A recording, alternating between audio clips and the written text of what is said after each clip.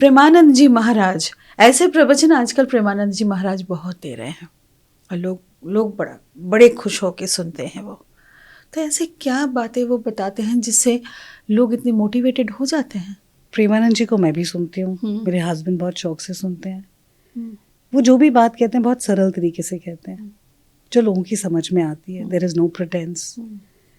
I will not want to speak anything controversial about anybody around, but yes, और भी बहुत ऐसे faiths रहे हैं, बहुत ऐसे किस्से सुनने में आए हैं कि people got duped and stuff, but no, Premanand ji के यहाँ पर जो लोग जाते हैं, अब सेलिब्रिटीज़ भी जाते हैं, जहाँ कोई सेलिब्रिटी चला गया वो और वायरल हो जाती है रील्स, वो फेमस हो जाते हैं, बट उनको इस चीज़ से फ़र्क नहीं पड़ता। He is not doing it because he wants to get more coverage और बी सीन, ऐसा नहीं है।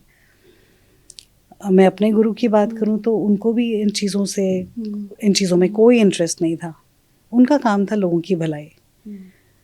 तो जहाँ आप I think everybody is sensible enough to understand कि जब आप किसी को फॉलो करो तो आपको उनसे चाहिए या उन्हें आपसे चाहिए।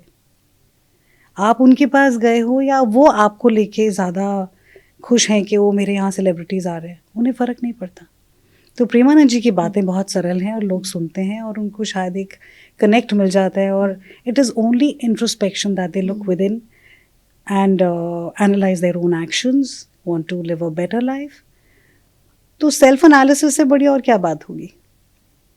तो आप जब ऐसी एनर्जीज से आप टकराते हैं, ऐसी एनर्जीज के समक्ष आपको बैठने को मिलता है, तो आप उनसे बहुत कुछ गेन तो करते हैं, फिर आप एक वो वाइब्रेशन अपने साथ लेकर आते हैं।